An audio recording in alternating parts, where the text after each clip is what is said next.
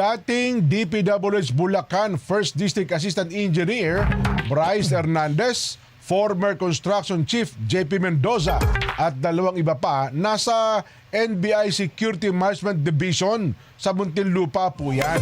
Matapos na po sila sumailalim sa booking procedures. Nasa NBI na, hinuli pa ng NBI na, nasa Senado pala, no? Ayun, doon na sila hinuli kahapon ng NBI eh. Ibabalita naman yan ni Jimboy Tihano. Jimboy? Matapos lumabas ang arrest warrant na inisyu ng Sandigang Bayan laban kina dating DPWH Bulacan 1st District Assistant Engineer Bryce Hernandez, former Construction Chief JP Mendoza at dalawa pa nilang kasamahan, agad silang inaresto ng mga tauhan ng NBI sa detention facility ng Senado kagabi.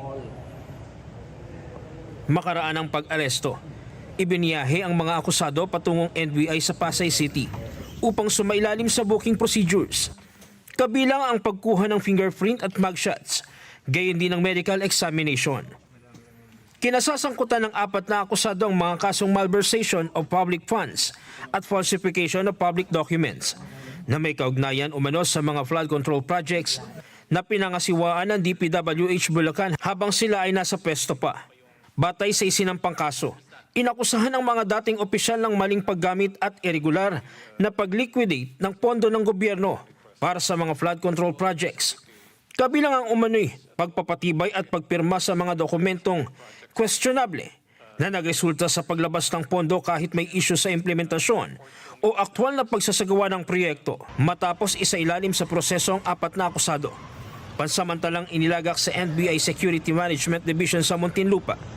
Nakatakda naman ngayong araw na mag-return of warrants ang NBI sa Sandigang Bayan.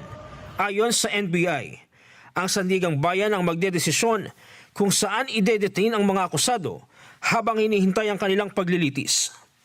Jim Tihano, para sa 100% balita.